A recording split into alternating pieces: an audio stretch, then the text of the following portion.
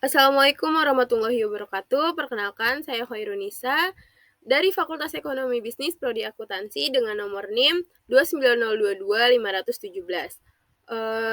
Di sini saya akan menyampaikan salah satu materi yang terdapat dalam mata kuliah bank dan lembaga keuangan. Yang akan saya sampaikan itu mengenai tentang bank sentral, bank umum, dan perbankan syariah. Langsung saja masuk ke materi pertama, yaitu bank sentral. Bank sentral ini merupakan lembaga yang bertugas mengatur dan mengendalikan sistem keuangan negara. Selain itu, bank sentral juga memikul tanggung jawab ganda atas kebijakan moneter negaranya. Sebagai lembaga independen, Bank Indonesia seperti halnya bank sentral ini memiliki kewenangan penuh untuk mengatur lembaga tersebut tanpa campur tangan pemerintah atau pihak lainnya.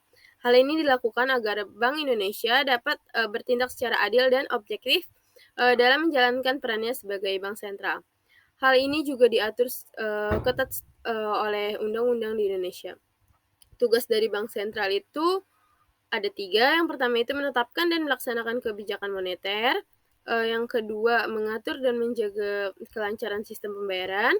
Dan yang ketiga, mengatur, mengawasi perbankan. Lalu ada wewenang bank syariah.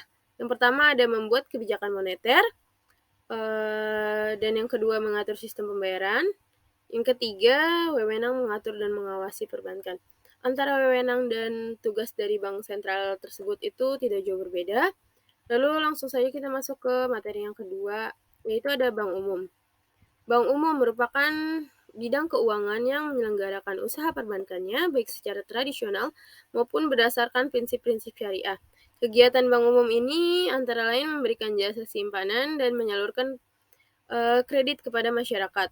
Tugas utama bank komersil ini adalah membantu masyarakat meningkatkan taraf hidup mereka. Ada dua jenis dari bank umum ini. Yang pertama itu ada bank devisa. Bank devisa ini adalah bank yang mendapatkan izin atau ditunjuk oleh Bank Indonesia sebagai bank sentral atau melakukan kegiatan perbankan valuta asing atau falas. Maka dari itu, bank devisa memiliki keunggulan karena dapat menawarkan produk dan jasa yang berkaitan dengan mata uang asing. Misalnya itu seperti kita ngirim uang ke luar negeri, jual beli mata uang asing, dan transaksi ekspor impor. Lalu ada bank non devisa.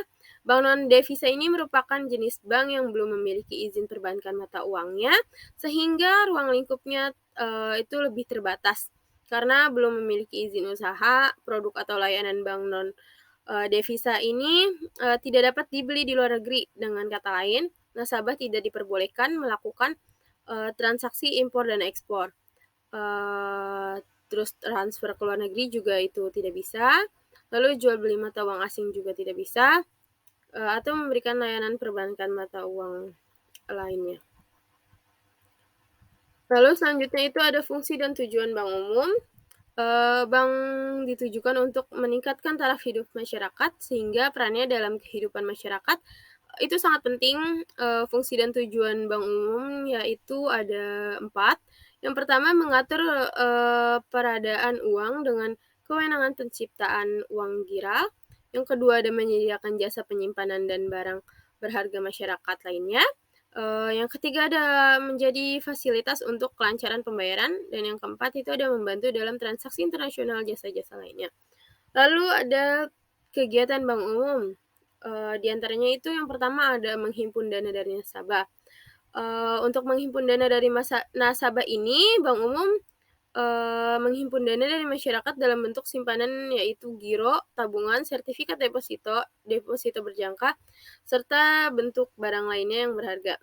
Lalu yang kedua ada tempat penyimpanan dana dan barang berharganya. Dalam tahap ini salah satu tugasnya itu penyedia layanan tempat yang paling aman untuk masyarakat ini menyimpan aset-aset berharganya, mau dalam bentuk dana maupun barang-barang berharga lainnya seperti surat-surat penting. Lalu ada contoh dari bank umum. Seperti yang kita ketahui, contoh dari bank umum ini sangat umum didengar ya, sangat sering didengar itu ada Bank BNI, ada Bank BRI, lalu ada Bank Syariah Indonesia, lalu ada Bank tabungan negara atau BTN, dan yang terakhir itu ada Bank Mandiri. Lalu kita masuk ke materi selanjutnya, yaitu perbankan syariah. Berdasarkan Undang-Undang Nomor 21 Tahun 2008 tentang perbankan syariah, bank syariah merupakan bank yang menjalankan kegiatan usaha berdasarkan prinsip-prinsip syariah atau prinsip hukum Islam. Prinsip syariah Islam yang dimaksud mencakup dengan prinsip keadilan dan keseimbangan, kemaslahatan, universalisme, serta tidak mengandung garar, masyrir, riba, zalim, dan objek yang haram, sebagaimana yang diatur dalam fatwa MUI. Tujuan dan fungsi perbankan syariah ini untuk mendukung pelaksanaannya pembangunan pada tingkat nasional, keadilan, koherensi, dan untuk berbagi kesejahteraan rakyat. Fungsi dari bank syariah ini ada 3. Yang pertama itu menjalankan fungsinya untuk menghimpun dan menyalurkan dana masyarakat. Yang kedua itu untuk fungsi sosialnya dalam bentuk lembaga Baitul Mal, yaitu menerima dana yang berasal dari zakat, infak, sedekah, hibah untuk disalurkan kepada organisasi pengelola zakat. Yang ketiga ada menghimpun dana sosial yang berasal dari wakaf uang dan menyalurkan kepada pengelola wakaf sesuai dengan kehendak yang memberikan wakaf tersebut. Lalu selanjutnya ada jenis bank syariah. Pada dasarnya ini bank syariah ada 2 jenis.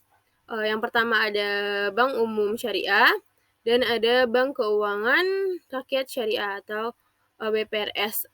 Kedua jenis bank Islam ini memiliki fungsi yang sama untuk menghimpun dana dan mendistribusikannya kepada masyarakat. Tetapi ada perbedaan dalam sistem aktivitas yang ditawarkan kepada pelanggan. Yang pertama itu ada fungsi sosial. Dalam pelaksanaan aktivitas perbankan syariah, Bank Umum Syariah dapat menjalankan fungsi sosial sebagai lembaga Baitul Mal. Untuk penghimpunan dana ini, dalam sistem penghimpunan dananya, Bank Umum Syariah diperbolehkan untuk menghimpun dana sosial yang berasal dari wakaf berbentuk uang. Dan yang ketiga, dari penyaluran dana ini hanya bisa menyalurkan dana masyarakat dalam bentuk pembiayaan bagi hasil dan pembiayaan penyewaan barang bergerak atau tidak bergerak kepada nasabah yang didasari oleh akad ijarah. Lalu ada istilah-istilah dalam bank syariah. Yang pertama itu ada pembiayaan, yang kedua itu ada ujroh, dan yang ketiga ini ada akad. Terus di sini juga ada struktur perbankan syariah. Yang pertama itu ada Bank Umum Syariah. Bank Umum Syariah ini kegiatannya memberikan jasa dalam lalu lintas perbankan atau pembayarannya. Yang kedua ada Unit Usaha Syariah atau UUS, yang berfungsi sebagai kantor induk dari kantor atau unit yang melaksanakan kegiatan usaha berdasarkan prinsip syariah. Dan yang ketiga ada Bank Pembiayaan Syariah atau BPRS. Ini dalam kegiatannya tidak memberikan jasa dalam lalu lintas pembayaran. Referensi yang saya ambil ini dari web merdeka.com dan ocbpnisc.com. Sekian dari saya. Jika ada kurang lebihnya mohon maaf. Wassalamualaikum warahmatullahi wabarakatuh.